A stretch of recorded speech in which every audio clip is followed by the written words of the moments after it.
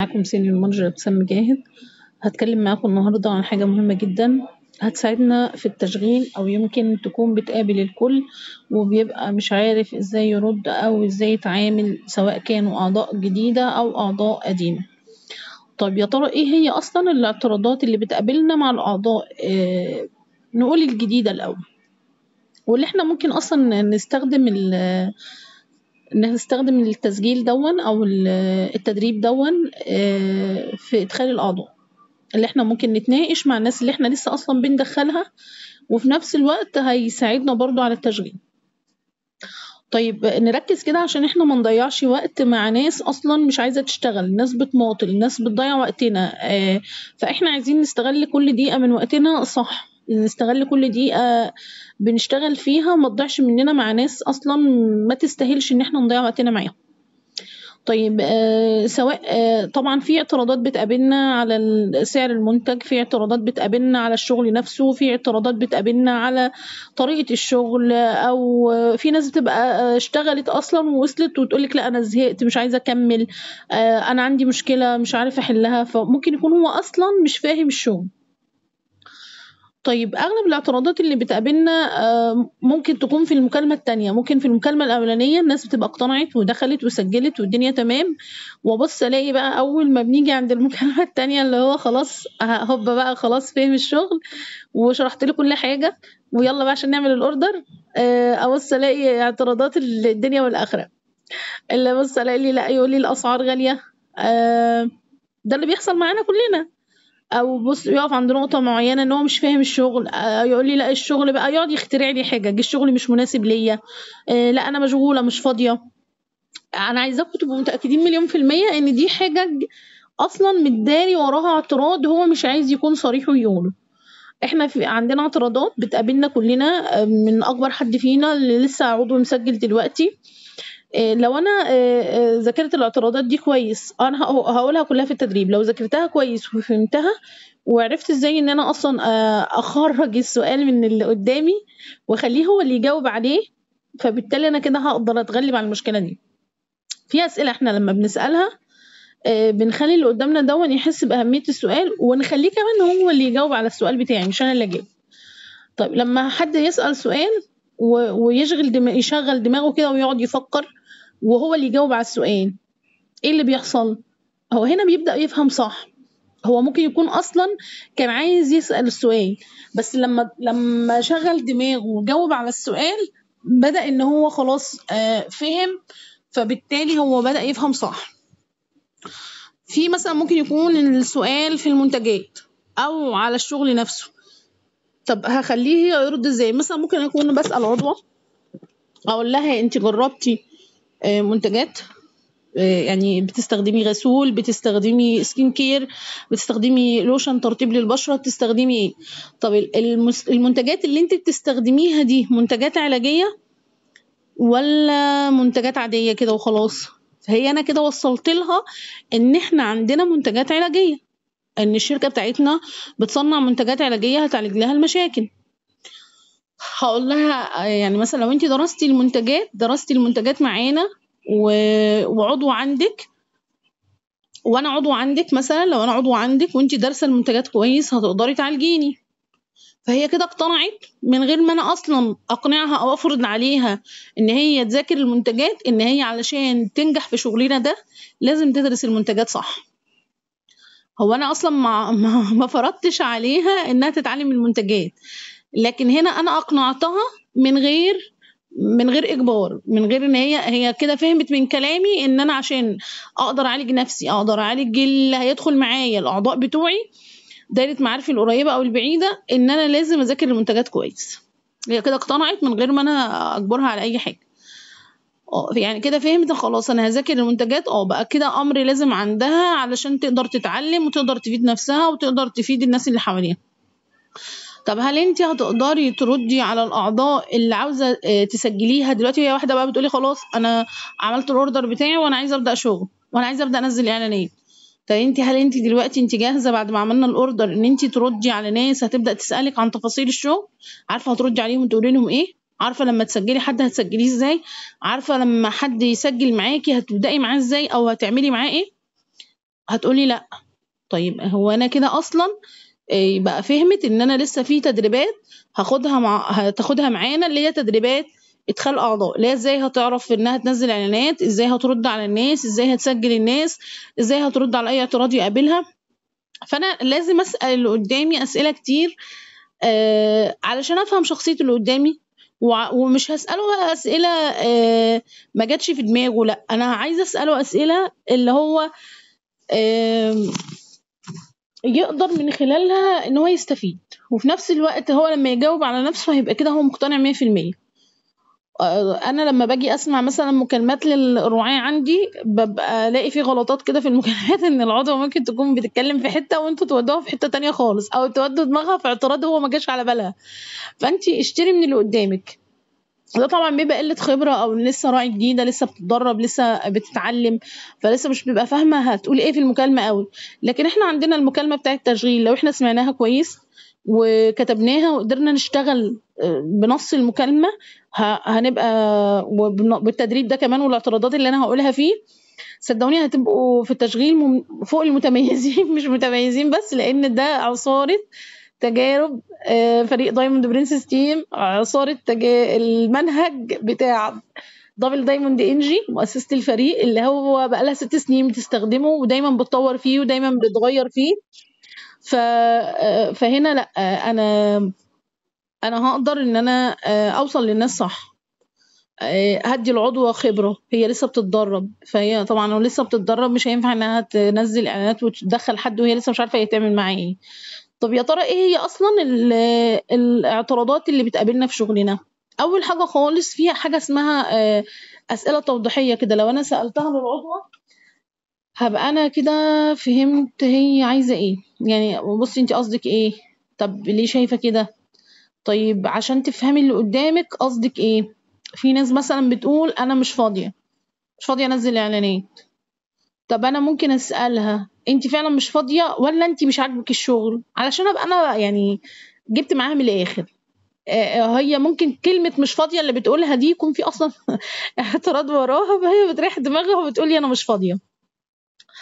طيب هل انت مثلا بتشتغلي اكتر من 5 ساعات في اليوم فعليا وما عندكيش وقت، ولا انت عندك اقتناع ان الشغل دون بياخد وقت كبير وشايفه ان ممكن مش هيجيب معاكي نتيجه. ممكن تكون بتتلكك او شايفه ان الشغل ده مش مستاهل مثلا. فلما بسال اللي قدامي سؤال هيوضح اعتراضه، غالبا هو اصلا بيكون هو نفسه مش عارف، او يعني مقتنع كده من دماغه اللي هو ما عندوش وقت. فانا هبدا افهمه بقى واوضحه، اوضح له اللي قدام. مثلا ممكن تقول لي والله الاسعار غاليه. هقول لها طب قصدك ان السعر ده غالي، انت مثلا بتجيبي شامبو بكام؟ انا هسالها كده انت بتجيبي الشامبو بكام؟ هتقول لي والله مثلا انا بجيب الشامبو من الصيدليه ب 200 جنيه. طب ما احنا عندنا الشامبو برضو ب 200 جنيه. طيب لما سالتها السؤال كده مباشر هي جاوبت واتضح ليها ان احنا عندنا نفس المنتج اللي هي بتجيبه بنفس السعر، يعني نفس سعر المنتج، بس احنا المنتج عندنا منتج طبيعي، منتج علاجي هيعالج لها مشكله. استفادت بحاجات هي لسه مش فاهماها او مش عارفاها. نفس مثلا الكلام هستخدمه مع الناس اللي هي عايزه تسيب الشغل وتقول لك انا مش لاقيه نتيجه. طب تعالي كده استاذه اللي مش لاقيه نتيجه، انت بتنزلي كام اعلان في اليوم؟ قولي لي. بص في ناس بتسمع وتقول لي انا بنزل 80 اعلان او اشترك في 20 جروب. فانت لو بتعملي كده فعلا كنا لقينا نتيجه. فاسالها انت تنزلي كام اعلان؟ بص الاقي ناس بتقول لي انا بنزل 5 انا بنزل 10 اعلانات، بنزل 20 اعلان. طب هو انت كده اصلا عندك مشكله في العدد، انت كده عندك مشكله في العدد. هو احنا اصلا قايلين ايه؟ احنا قايلين في التدريب ايه؟ فانت جايبه لي حاجه اصلا احنا ما قلناهاش، فبالتالي انت مش هتلاقي نتيجه، فليكي حق ان انت تزهقي ومش لاقيه نتيجه، ما انت بتشتغلي اصلا على الفاضي، انت بتضيعي شغلك اللي انت بتعمليه. فهنا لازم يكون انا عندي بديل اخيرها بين اختيارين، اللي هو يا اما انا اشتغل صح يا اما ما اشتغلش خالص. طيب اسالها كده ممكن هل انت عايزه تختاري تشتري منتج وتلاقي النتيجه بتاعته تبدا تبان معاكي او اسالها مثلا، احط لها بدايل. يعني مثلا انت خلاص احنا شرحنا كل حاجه وهي خلاص بين عند خطوه الاوردر. طيب هل انت عايزه تشتري النهارده ولا بكره؟ انا كده خيرتها بين اختيارين الاثنين هتقول فيهم مش هتقول لا. يا اما تعمل معايا الاوردر النهارده يا اما تعمل معايا الاوردر بكره. طب هتختار المنتجات حسب الاسعار. طب انت عايزه مجموعه تفتح لك البشره، تكون ثانيه واحده، عايزه حاجه تفتح لك البشره تجيب معاكي نتيجه بسرعه وسعرها تكون معقول، ولا مش فارق معاكي يكون السعر ده عالي والنتيجه تكون اسرع، ولا انت عايزه سعر اقل والنتيجه كده كده هتيجي مع الوقت؟ هو بصي، المنتج الغالي هيجيب لك نتيجه والمنتج الرخيص هيجيب لك نتيجه. بس الحته دي عامله بالظبط زي ما اكون انا مثلا مسافره من القاهره لاسكندريه، اما مسافره مثلا بطياره او مسافره بباص. هنا هوصل وهنا هوصل، بس هنا المنتج اللي غالي هجيب معايا نتيجه سريعه ومفعول اقوى وبسرعه، تمام، وقعد معايا فتره طويله. والمنتج مثلا اللي سعره قليل برضه هيجيب معايا نتيجه، بس النتيجه هتبقى شويه شويه يعني على قد السعر. طب معنى كده ان الاثنين هيجيبوا معايا نتيجه؟ ان الاثنين هيجيبوا معايا نتيجه، الاثنين ليهم مفعول، بس واحد مفعوله اسرع واقوى وواحد مفعوله بطيء وسعره ايه، قليل على قد ما انا عايزه. طيب هنا هي هتقعد تفكر، انا هشتري منتج رخيص ولا غالي على حسب الاولويه عندها بقى. الاولويه عندها هنا هتكون في السعر والنتيجه، اللي هي مثلا هتدفع مش فارق معاها وتلاقي نتيجه مضمونه وسريعه، ولا هتدفع على مثلا اقل وتصبر شويه على النتيجه. هما الاتنين هيدوا لها نتيجه. انا بقى كده مثلا ممكن اعمل مع اولياء الامور عندي في الحضانه، انت عايز ابنك يتعلم ولا عايز ابنك يبقى شاطر وفاهم؟ هو هنا هيتعلم وهنا هيتعلم، بس في فرق بين ان هو يبقى بيتعلم وخلاص وبين ان هو بيبقى مميز وفاهم ومستوعب اللي هو بياخده. فطبعا في الطبيعي هو هنا في بتختلف من ولي امر للتاني يعني. انا بحط قدام اختيارين، اللي هو بسيب له بقى اللي هو يختار. انت عايز ابنك يبقى شاطر ومميز، هتتابع معانا اللي احنا بنديهوله وتبدا بقى تنهض بابنك وتوصله للتميز. هتكتفي مثلا بشغلنا احنا بس، هو هيتعلم وهيبقى الدنيا تمام وكل حاجه، بس برضو لازم متابعه حضرتك معانا. فهو ده يعني ان احنا بنحط الناس ان هي اللي تختار، فده صدقوني بيريحهم ويريحنا. انا حطيت لها بديل، او انت كده هتعالجي مشكلتك، بس يا اما تدفعي بقى مبلغ يجيب معاكي نتيجه اسرع واقوى، ولا تدفعي مبلغ اقل والنتيجه تبقى على مهلها. فهي كده هي حسب بقى المشكله اللي عندها. اعرفها مثلا السعر بتاع المنتج قبل الخصم وبعد الخصم. انا كده فتحت دماغها على ان اللي انا عندي هنا في المنتج لا في خصمين. يعني هي ايه ده، هي ممكن تكون ما كانتش عارفه اصلا او مش واخده بالها. يعني احنا مثلا بستخدم في اسلوب البديل ده البنات اللي بتدخل اعضاء مثلا، تحبي هو انا بستخدم الاعتراضات دي في الاثنين. تحبي تنشري عدد اعلانات اقل وتدخلي كل اسبوع عضوه على مدار الشهر تدخلي 4 اعضاء، ولا تنشري عدد اعلانات اكبر وتدخلي كل يوم عضوه وتيجي على اخر الشهر يبقى معاكي 20 30 عضوه؟ انا عشان هنا الزمها بالخطه وتبدا تنفذ الخطه صح، فانا وضحت لها لو انت اتدلعتي ونزلتي اعلان او 2 او 3 او 10 او 20، فانت على مدار الاسبوع كده هيسجل معاكي عضوه. طب لكن لو التزمتي بالخطه ومشيتي عليها ونفذتيها زي ما احنا قايلين، هيبدا يبقى معاكي كل يوم عضوه، هتيجي على اخر الشهر يبقى معاكي من 20 ل 30 عضوه مثلا. فانا عشان اتفادى معاها المشكله دي واوضح لها اهميه الشغل، هي بعد ما انا شرحت لها ووضحت لها وفهمتها اللي هو مثلا مش كل الناس بتبقى فاهمه الدنيا صح. ممكن الراعي تكون ما وصلتش النقطه دي صح للناس، فبالتالي هنا تلاقي العضوه بتاع فيها تقول لك انا بنزل وبشرح وبعمل اعلانات ومفيش حد بيسجل معايا ومش لاقي نتيجه للشغل بتاعي. ما انت التزمي بالخطه صح عشان تبداي تلاقي نتيجه. ممكن هنا اضرب لها مثال. مثلا انت عايزه تصطادي في بحيره صغيره كده ولا ما تطلعيش سمك سمكة ولا سمكتين، ولا عايزة تصطادي في بحر كبير وتطلعي كل يوم سمكة؟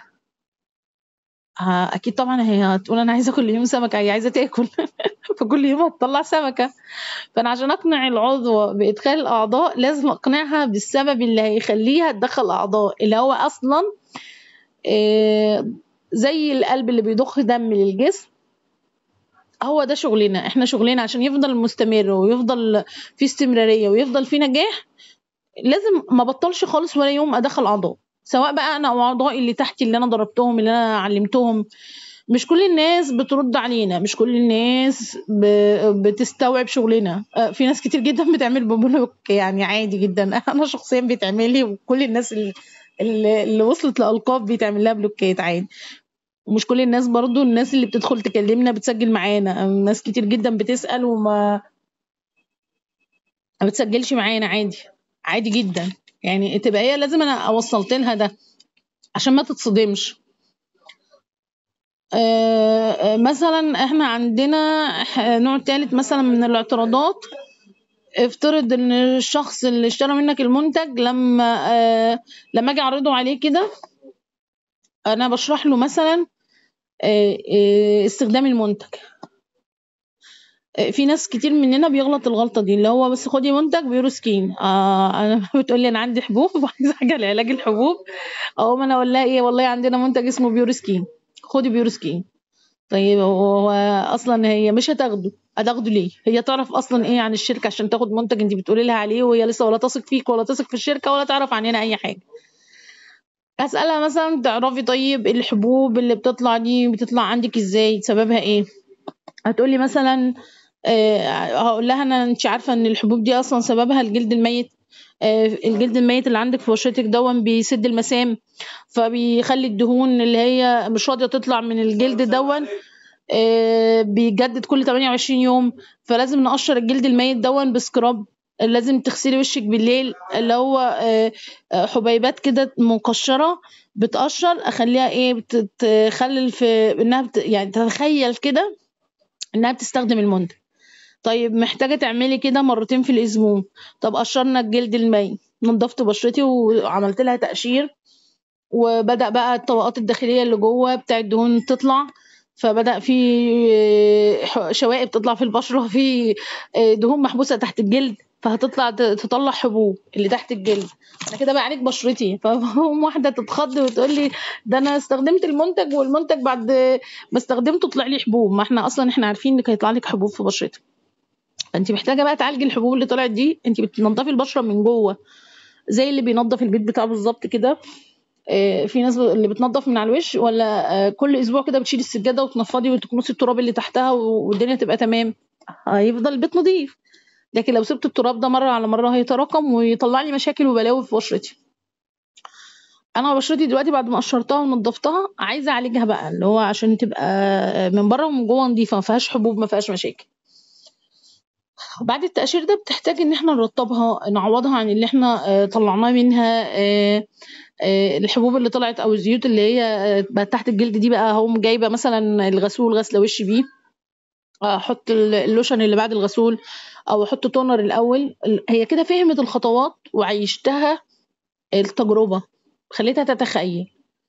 عالجت الحبوب واستخدمت الروتين بتاعها اليومي والاسبوعي. والله عندنا مقشر، وبعد المقشر تستخدمي ماسك، وعندنا روتين يومي هتستخدمي غسول، تونر، لوشن. لو في حبوب هتحطي زيت شجرة الشاي على الحباية لو هي شكلها أحمر، حباية حمراء. طب لو الحباية حمراء وليها راس بيضة هتحطي البيوروسكين الجل. فهي كده أنا بتاع شرحت لها حوالي 7 منتجات. هل هي لو عندها مشكلة الحبوب هيبقى عندها مساحة إنها ممكن تختار منتج ومنتج لأ؟ هي فهمت أصلا ال7 منتجات هيعملوا معاها إيه، هيعالجوا لها الحبوب إزاي، هتستخدمهم إزاي. زي أصلا لو حد عنده مثلا بشرته فيها آثار حبوب، وانا رشحت له مثلا النوفاج عشان يعالج بقى لو في بقع نمشكله في اثار حبوب. لازم اولا برضو تستخدم روتين تقشر البشره وتنضفها، وبعد التقشير والتنظيف هتبدا تستخدم النوفاج، اللي هو هتستخدم الغسول الاول، بعد الغسول كريم العين، بعد كريم العين السيرم، وبعد كريم العين والسيرم كريم النهار لو هي الصبح، وكريم الليل لو هي بالليل. فانا فهمت لها المنتجات. فهنا هي مش ما ينفعش انها تستخدم منتج وتسيب منتج، ما عندهاش، ما بقاش عندها مساحه انها تختار منتج وتسيب منتج. هي فهمت وظيفه كل منتج، فهمت كل منتج هيعمل معاها ايه. فهي لو عندها مشكله هنا هي هتشتري المنتجات الكامله اللي انا شرحتها لها. وبرده نفس القصه في التساقط، نفس القصه في جلد الوزه، نفس القصه بقى في اي مشكله عموما هتبدا تعالجها او هتحب تعالجها. طيب انا بقى برضو هل هسيبها كده؟ لا، انا هوضح لها ان كل منتج هو اصلا لو منتج الشركه مثلا هو جاي عندي في الكتالوج كده في سعر بالاسود اللي هو مثلا 500 جنيه، الشركه عامله على المنتج ده خصم 50%، فيبقى سعره في الكتالوج 250. انت ليكي خصم تاني كمان، خصم العضويه 23%، فانت هتاخديه اصلا كمان باقل من كده، فانت واخده المنتج ببلاش. لو جينا نقارنه ب... بمنتج او براند فيه نفس المواصفات بتاع المنتج اللي هو منتج طبيعي، منتج علاجي، مصنع علماء، خاضع للصرامه الاوروبيه، مصرح بيه من وزاره الصحه، ما فيهوش اضرار، ما فيهوش كيماويات، هيعالج لي بشرتي ويحافظ لي عليها، فهنا هتبقى مقتنعه 100%. لا، وكمان هتبقى شافت انها خدت المنتج ببلاش، لان هي شافت السعر الحقيقي بتاع المنتج كام، اللي هو لو بيتقارن باي براند نفس المواصفات بتاع البرودكت بتاعنا. فمش هتلاقي وجه مقارنه، هتلاقي ان فعلا احنا بناخد المنتجات ببلاش، المنتجات مش غاليه. اعرفها برضو ازاي بتحسب الخصم علشان تعرف الفرق بتاع السعر، المنتج كان بكام وهي خدته بكام. زي مثلا زيت جوز الهند مثلا كان الشهر اللي فات تقريبا ب130، اللي هو اصلا في الاصل ب500 وحاجه، بعد خصم الكتالوج، خصم العضويه، خصم العرض اللي كان عليه، فكنا بناخده ب130. فهنا احنا دايما بندور على المنتجات اللي عليها عروض. انا مش هروح برضو، لازم يبقى انا عندي امانه مع اعضائي، هي عايزه منتج يعالج كذا، فما اروحش اقول لها والله في كذا، طب ما ده مش عليه عرض. لا، انا والله بصي في منتج كذا وفي منتج كذا، وده عليه عرض وده معلوش عرض. طب هقول لك بلاش تاخدي علاج الشهر ده عشان مثلا معلوش عرض، استني الشهر الجاي يبقى عليه عرض وممكن نعالج مشكله تانية. فلازم يبقى في امانه مع الناس عشان يحسوا انك قلبك عليهم، بتفرق معاهم. طيب طبعا كان في مفهوم غلط عند الناس كلها ان اورفلام منتجاتها غاليه. هم زمان كان العضويه من زمان قوي، اكتر من 15 سنه، كانت ب 45 جنيه. 45 جنيه دول كتير قوي. كان قلم الكحل ب 15 جنيه، برضه 15 جنيه ده كان كتير قوي. فالناس عندها توارث الفهم الخطأ.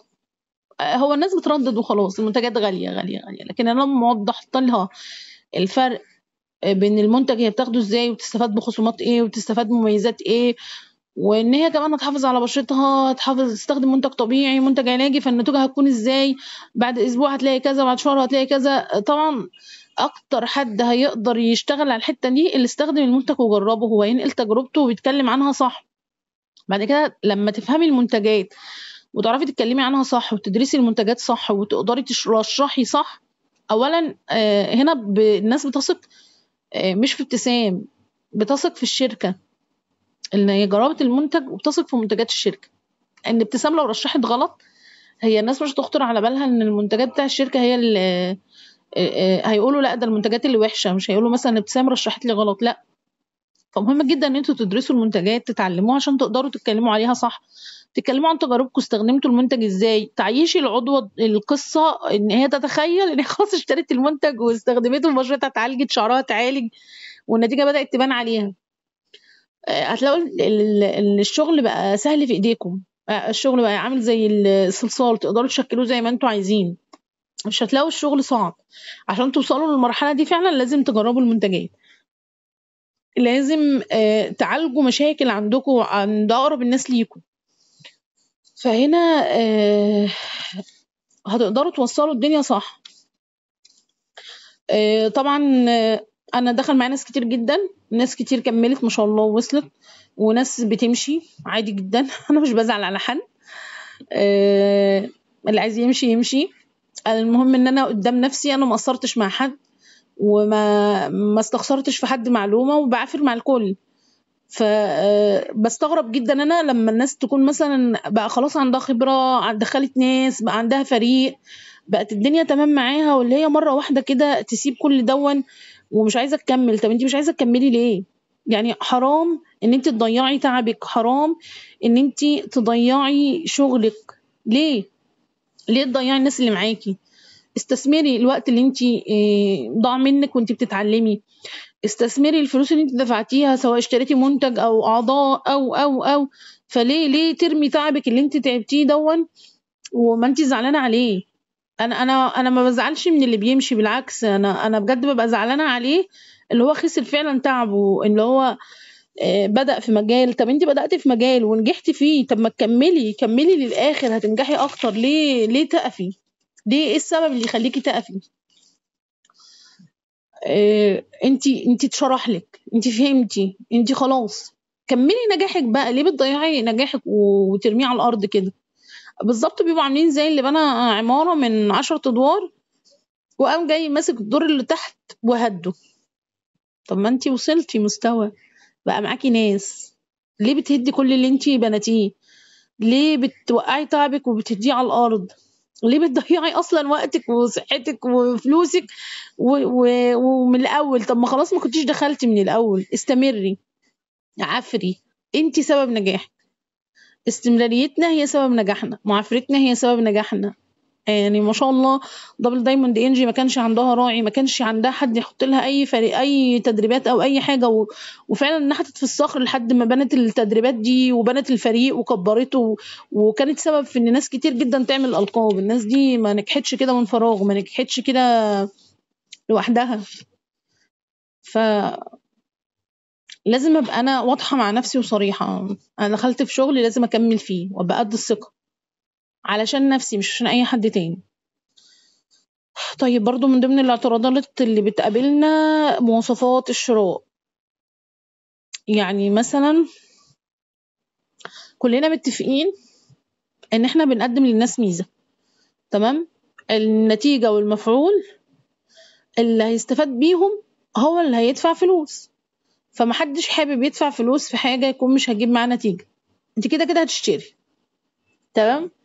طب تشتري منتج وتدفعي فيه فلوس ويبوظ لك بشرتك وما يجيبش معاكي نتيجة، ويكون بقى سعره رخيص زي ما انت عايزة، ولا تشتري منتج يكون اغلى شوية، يعني تزودي قيمة الدفع بتاعتك وتلاقي نتيجة وتلاقي مفعول؟ فانت احكمي انت هنا، انت اللي احكمي يعني.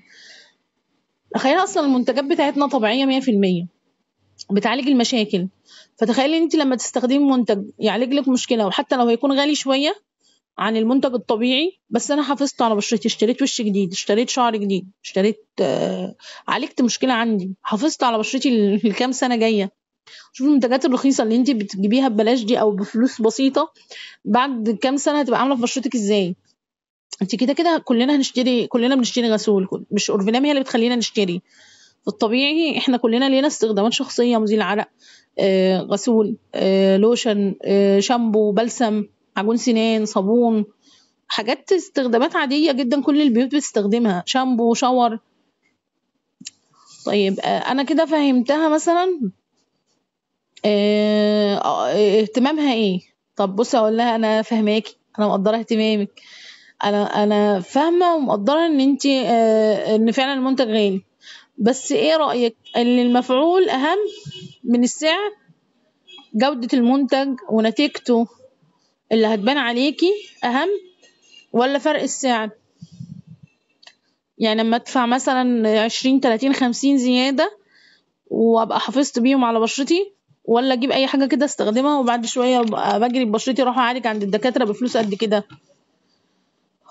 يعني على المدى البعيد لما بتستخدمي منتج وبطاريه من المنتجات اللي هي العاديه في الصيدليه او في محلات التجميل، هو مش هيفرق معاكي قوي دلوقتي، بس بعد شويه هتبصي تلاقي بشرتك بقت اسوأ من الاول للاسف.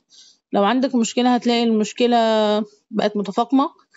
لو انت مش فارق معاكي ان بشرتك تبوظ بقى في الفرق الزياده ده، فخلاص روحي اشتري المنتج الرخيص بقى وبوظي بشرتك، مش مشكله. لو مش فارق، لو فارق معاكي هتدفعي الفرق الزياده وهتبصي تلاقي النتيجه مضمونه وتوفري فلوسك ان انت على الاقل بتشتري منتج طبيعي اللي هو يجيب معاكي نتيجه كويسه. انا هقعد اكد عليها، انا عارفه ان انت مهتمه بالميزه، المفعول، المنتج، جودته، عارفه ان انت متاكده ان المنتج فعلا هيعالج، ان السعر ده لو هو اعلى شويه بس هيبقى مقابل النتيجه اللي انت لقيتيها او طلعتي بيها. نفس الكلام بنعمله مع الناس اللي بتكسل في الشغل. طيب انت شايفه ان المجهود اللي انت بتعمليه ده يستاهل النتيجه انهي؟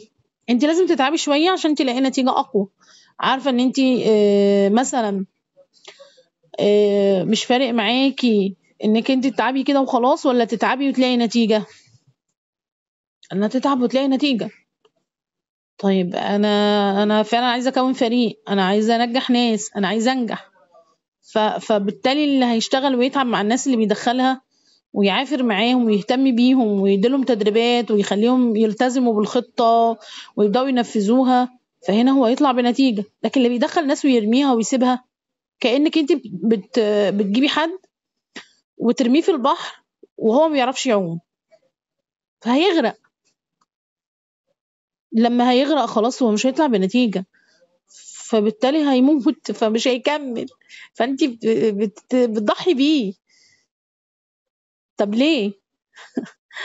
طيب طيب بصي، انا هسألك برضو تاني، لو انت مثلا موافقة على كل اللي انا قلته ده، هتقولي اه انا موافقة على اللي انت قلتيه. فعلا كلامك صح. صعب جدا ان انت صعب جدا ان اي حد يختلف معايا في الكلام اللي انا قلته. في مثلا اسئله عندنا توكيديه، مثلا زي لما اجي اتكلم عن تدريبات الادخال الاعضاء في احصائيات معينه كده عندنا، دي امر مسلم للكل، اللي هو لو هتتجادليه هتتجاهلي الاحصائيه دي، فانت مش هتطلعي بنتيجه. اللي هو مثلا لو ما نزلتيش 80 اعلان وجالك 100 رساله، فانت مش هتلاقي حد يسجل معاكي. لو نزلتي 20 30 اعلان مش هتلاقي حد يسجل معاكي. لكن لو انت التزمتي بالخطه وصح وبال80 اعلان، هتبص تلاقي جالك 100 رساله وهترجعي اخر اليوم بعضوه بتسجل معاكي. طب من كل 100 شخص بيسالك على الشغل، ال 100 رساله اللي جولك دول 99 بيرفض ويقول لا، وواحده بترجع توافق وتقول لك اه هي دي اللي احنا عايزينها. يبقى انت كده نجحتي النهارده، انت فعلا اشتغلتي وجبتي نتيجه. طب من كل 10 هيدخلوا هيشتغل واحد، يعني من كل 100 هيدخل واحد، ومن كل 10 هيدخلوا هيشتغل واحد. بس دي احصائيات عندنا كلنا، بتحصل معانا كلنا.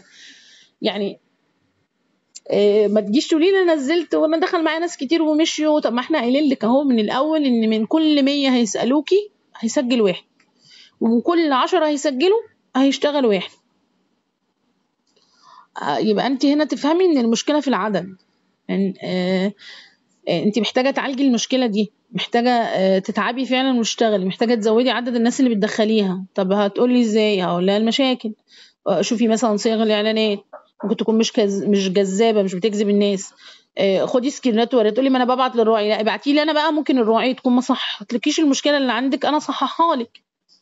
فهنا هيكون مثلا انا عندي تعمق شويه في الشغل، ممكن تكون اقدر اظبط لك الدنيا، اشوف المشكله عندك في ايه. ممكن تكون انت مش بتنزلي بالكميه المطلوبه، بتنزلي صيغ محروقه، مش بتجذب الناس، بتنشري في جروبات مش متفاعله، ردودك على الناس نفسها بتكون ما بتقنعهمش. فانا عايزه افهم منك بالظبط انت عملتي ايه علشان اطلع معاكي بنتيجه، عشان تلاقي نتيجه للشغل بتاعك. وانت لما تيجي تكلمي مثلا عضوة معاكي، ما تبقيش مثلا لو حافظ مش فاهم طول الوقت مثلا تمام معايا مركزة فاهمة. طب بصي اقول لك، طب اسأليها حوريها، طب انت فهمتي ايه من هنا، طب انا كده هنزل كام اعلان، طب هشترك في كام جروب. لما هتراجعي صدقيني هتطلعي لها اخطاء، بما ان مفيش نتيجة يبقى مليون في المية في اخطاء. طيب لو انت مثلا عايزاها تكمل 100 نقطة، هي دلوقتي بدأت بعلاج مشكلة عندها، هل هي لو ما بدأتش بنفسها تقدر تقنع اللي حواليها؟ هي لو ما بدأتش بنفسها الأول استحالة استحالة تقنع اللي حواليها. هي ما اقتنعتش هتقنع اللي حواليها ازاي؟ لكن لو فقد الشيء لا يعطيه.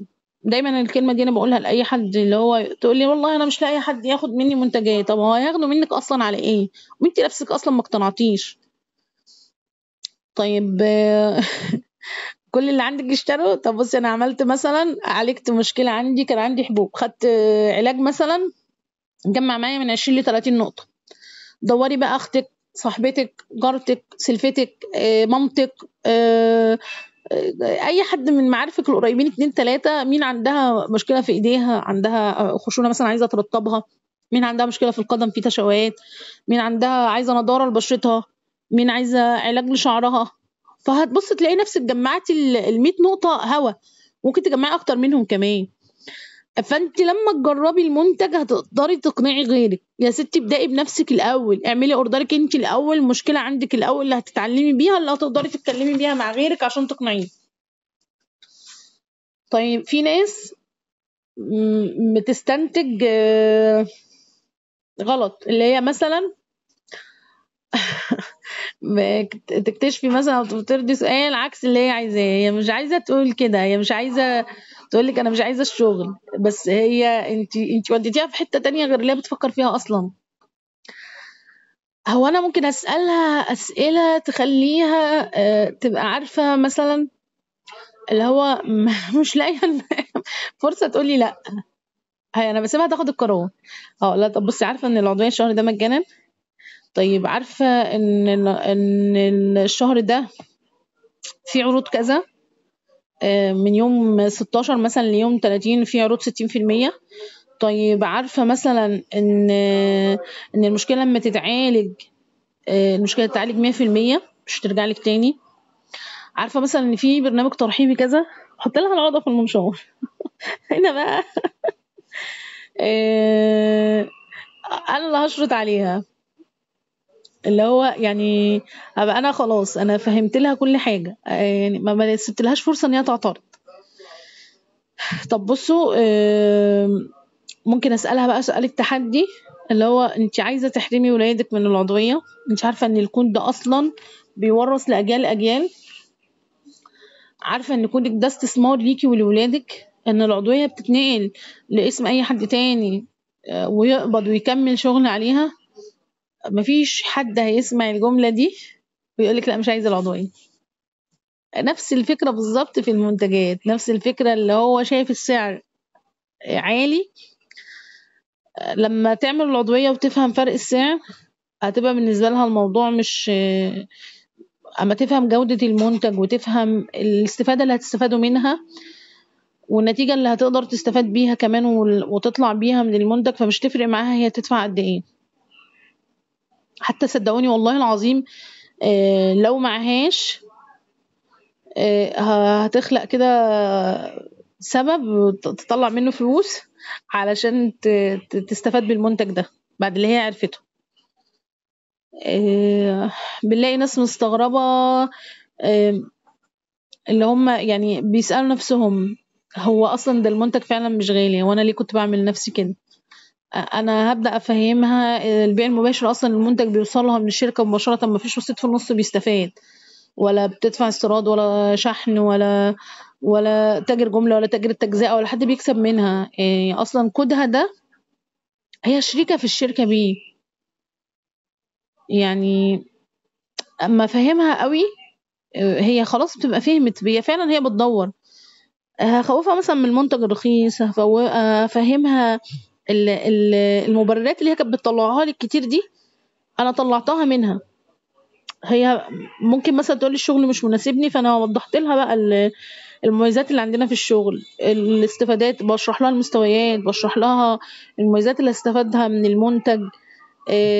إحنا عندنا أي حد مثلًا بيدخل المفروض إن أنا أعرفه تاريخ الشركة، إن الشركة دي بقى لها كام سنة، موجودة في كام بلد، موجودة في مصر بقى لها كام سنة، مين بيصنّع منتجاتها، المنتجات بتاعتها معمولة من إيه، منتجات طبيعية 100%. أنا لمّا باوضّح للي قدّامي كل حاجة، المميزات اللي هتستفادها من الشغل، اللي هي تسافر مع الشركة برّه مصر وجوّه مصر، اللي هي توصل لمرتبات 1000، 2000، 3، 10، 20. أوربلان ما لهاش سقف، ما لهاش نهاية. أوربلان مال وجمال ومتعة. جمال إنِّك هتحافظي على بشرتِك بمنتج طبيعي، مال إنِّك هتوصلي لمستوى اللي هو تقبضي عليه مرتب اللي أنتِ عايزاه، اللي أنتِ مديرة نفسِك، أنتِ اللي متحكمة في وقتِك، أنتِ اللي متحكمة في شغلِك، أنتِ اللي بتحددي الوقت اللي أنتِ هتشتغلي فيه، أنتِ اللي بتحددي مرتبِك اللي أنتِ هتقبضيه.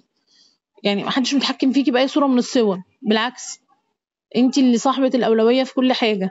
فاللي فاهم مميزات الشغل استحالة هيرفض، هي هتجرّب. إيه المشكلة لمّا تجرّب ما ينفعش، هتخسر إيه؟ مش هتخسر حاجة، انت حتى فرضا لو انت معلش جربتي دخلتي الشغل وما نفعتيش، انت كسبتي العضويه يا ستي، كملي العضويه الشهر ده مجانا. وحتى لو مش مجانا ال 64 جنيه تفعيل العضويه دول مش حاجه. تمام. فهنا انا لازم اوضح لها كل حاجه علشان ابقى اصلا اخليها هي شافت ان اعتراضاتها دي كلها ما كانش لها اي اساس من الصحه. اللي بيتشرح له الشغل صح يا جماعه وبيفهم المميزات اللي موجوده عندنا في شغلنا، استحاله اللي هو مش هيقتنع، استحاله هو مش هيبدا، هو هيبدا ويكمل. فنفسي الناس اللي بتسمعني لو حد قابله اي اعتراض يرجع لي. عندك عضوه مثلا معصلجه معاكي، ارجعي هساعدك واخليكي تعرفي تشغليها ازاي. عندك تدريب مش فاهماه، ارجعي لي نتناقش فيه، ارجعي لي بتقريرك اليومي اللي هو انت عملتي ايه النهارده، عملتي ايه من الخطه بتاعتك. انت عشان تقبضي مثلا 1000 جنيه انت عندك خطه لازم تبقي ملتزمه بيها. لو انا عارفه مثلا مطلوب مني كام نقطه كل يوم، مطلوب مني كام عضوه كل يوم، مطلوب مني على مدار الشهر في خطه صغيره خطه يوميه، خطه اسبوعيه، خطه شهريه. فلازم ابقى انا ملتزمه عشان اطلع بنتيجه، انا مش بنشتغل كده وخلاص. وبعدين مش الشغل بتاعنا مش هو شغل اونلاين، بس لازم ابقى محدده وقت. مش انا بشتغل كده وخلاص، النهارده مزاجي اشتغل اشتغلت، لا بكره معلش ده انا عندي ظروف مش عارفه اروح فين. يا جماعه ده شغل، هو انت ينفع تشتغلي يوم ويوم لا؟ هتيجي اخر الشهر هيتخصم مرتبك كله. هو هنا بالظبط، انت بتشتغلي علشان انت عايزه توصلي مرتب. انا بالنسبه لي انا كانت بدايه شغلي كنت حاطه قدامي ان انا اوصل لمرتب 10000 جنيه، ده اللي يبقى البدايه. ما كنتش راضيه باقل من كده او مش راضيه باقل من كده. والا ما كنتش كملت اصلا او ما استمرتش الفتره دي كلها. ولو انا مش لاقيه نتيجه ولاقيه نجاح برضو ما كنتش كملت زي ناس كتير موجوده في اورفيليه. فانتوا ليه ما تتعبوش على نفسكم؟ ليه ما تشتغلوش على نفسكم؟ ليه ما تشوفوش الاخطاء اللي عندكم وتصلحوها؟ ليه تشوفي انت كنت بتعملي ايه خلاكي نجحتي وبطلتي تعمليه ترجعي تعمليه تاني؟ ليه بعد ما بقى معاكي فريق سبت الفريق بتاعك ومشيتي؟ ما تكملي، حرام عليكي تعبك اللي انت تعبتيه ضيعتيه ورمتيه في الارض. اتمنى يا رب ان انا يكون التدريب ده يفيدكم، واتمنى انه لو حد عنده اي سؤال يرجع لي على الخاص، رقم موجود معاكم في الجروبات. واتمنى التوفيق للجميع.